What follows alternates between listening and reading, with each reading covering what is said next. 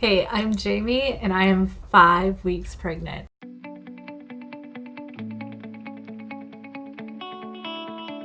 So, yes, I'm super ecstatic and I'm excited, I'm nervous, and for a lot of different reasons. So, this isn't my first baby, but with my first baby, oh my goodness, let me tell you, it was bed rest, hyperemesis, in and out of the hospital, C-section, like everything that you think could go wrong. You know what I mean? So it's like, I keep on thinking like, oh my God, no pregnancy is the same. Calm down, it's gonna be fine. So at week 5, like I do remember that I didn't necessarily start to feel sick until maybe like it was like 6 or 7 weeks, I'm pretty sure. And then my first hospital visit wasn't until week 9. So I feel like a roller coaster. Another thing is, so we have a son and he's 4 years old. Why did it take so long for in between babies? Yeah, it was all this, girl. Because I love to do races, I love to do physical stuff, I love to work out. There's so many things that I love to do that I can't really do. Like, I can't run a marathon, I can't run like super crazy trail races when I'm pregnant. There's some people that can, but it's just like not really good for my joints and everything. And number 2 is that I have been struggling to try and re-lose the weight. And initially, like, I did have a really good results, like eating clean with Arbonne. Like, I think in 2016 I lost like 50 pounds. I felt great and whatever. And it's just slowly over time, like, went to a bachelorette party, went to Vegas, and I came home and didn't really pay attention to what I was eating. And then I went on vacation, and then it was always and then. And the weight didn't all come back, but probably about 30 pounds slowly crept on me about 2 years. And it was crazy because I kept telling my husband, I was like, Jason, just give me a little bit of time. My goal weight is this. And then I would get distracted, or it was like my why wasn't big enough, or I was super into helping others. Like, I coach big groups and everything, so I was very focused on others and I forgot about me. So, one day he's like, we're never gonna have another baby. Ryan's gonna be the only child, because I'm 36, I'll be 37 at the end of the year. And he was kind of right, because I kind of felt like, oh, just give me 6 more months, just give me another year, just give me 3 months, just give me 2 months. And then time just like started to stack on. So after I came back from my last trip, I was like, you know what? We're just gonna like see what happens. And promptly, like a month later, so I am super grateful that it wasn't hard for us. Like, I feel very happy about that, but I am terrified. I'm terrified that I'm going to be sick again. I'm terrified that I'm going to be bigger than I've ever been. And so how can I fix that? How can I help inspire others? And so I felt like making this vlog, this little video series of everything that I'm going through. And like, maybe if I find something, I can, kind of put something up. And, so week probably 4.5 to 5, all of a sudden it's insane. I'm super embarrassed to talk about this, but my stomach is typically pretty flat and I have a little waist. That went away. Like, in maybe about like a week, it's like I don't really have a waist anymore. I'm super bloated and it's like really uncomfortable and it's hard to eat. And I know, like, so I'm also a nurse, and so I do know that like the progesterone is causing all of this, but man, it does something to like how you look and feel. Like, I have because I'm like, oh my God, I have my stretchy pants out, and like I'm this early on, I need to nip it like in the butt now. So I'm following more closely to the clean eating principles that I coach people doing Arbonne. Is like, no gluten, no soy, no dairy.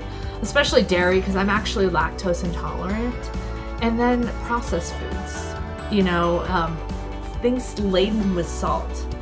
And so I'm really, really happy because doing that, I noticed 3 pounds that 8 came off, and I'm like, thank God, because I know it's just water, but it's heavy and it makes you feel bleh.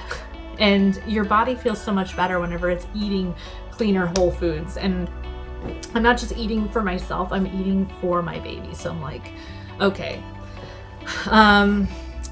Another big thing is exhaustion. I know I'm seem super perky right now, but I'm like a narcoleptic. I will sit on the couch and I'm like a grandpa. I'll be watching TV and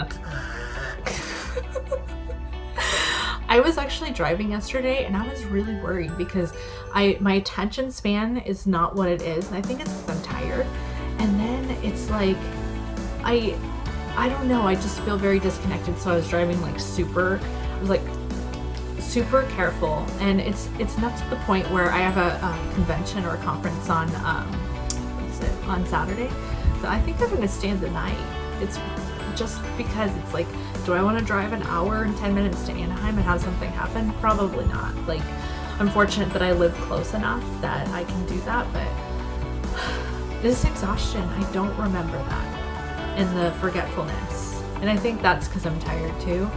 So bloated, exhaustion, and because I'm bloated, it's getting harder and harder to eat every day.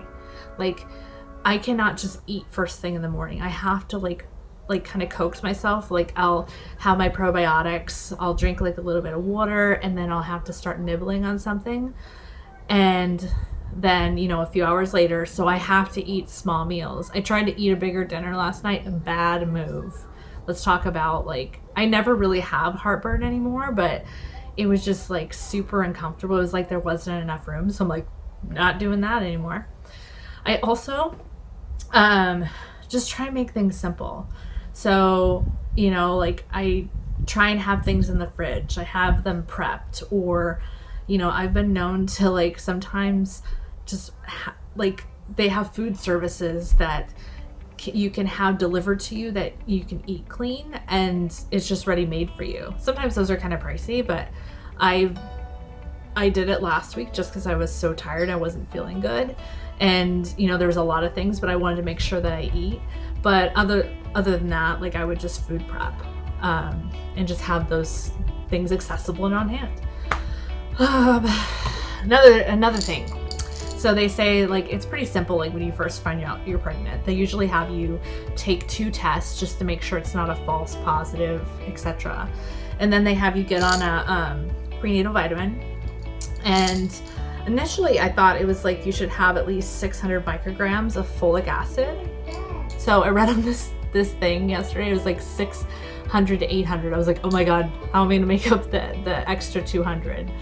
That's insanity. You go surfing on the web and you're oh, I have to follow it exactly. I know that a lot of our food is fortified with folic acid, so I'm just gonna calm down.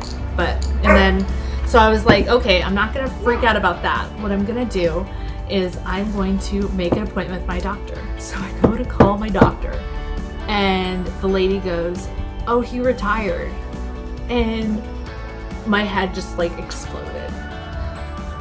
Mainly because I had such the rough pregnancy before, with everything going wrong. He was always there. He called me at home. He was such a good doctor. Even whenever I had my surgery, I was kind of insane because my background as a cardiac ICU nurse is I asked, who's gonna close me? Can you close me? Can you use these sutures and not staples? Can you use Dermabond because I don't want my wound opening up? And it's kind of cool because all the nurses would look at Dermabond and they're what is this? And I'm well, it's super glue that stays on, so I don't have to have staples. Seriously, guys, Dermabond is thebomb.com. So if you have questions about it, yeah, definitely use it. It stayed on a month after, and my C-section scar healed awesome. Anyways, I kind of digress. So now I'm left trying to find a new doctor, and and I'm like completely overwhelmed. I don't know who to pick. I look at people's bios, but people's bios don't really like speak to me. And you know, it's funny because my husband is like, you can just go meet with them and see if you like them. And I guess that is true. I don't know why that I felt like I picked one doctor, I have to stick with them forever, but I'm kind of a person that doesn't like change, and I'd like to just go in and make my appointments.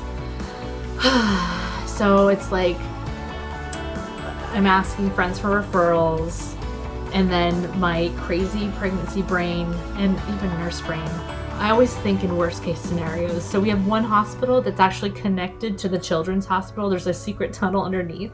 So I'm like, should I make sure that that doctor is with this network? Yeah, insanity. So anyways, I will update whenever I find a doctor, and then be just kind of how like different symptoms and everything I'm going through. But anyways, thanks for listening, and see you soon.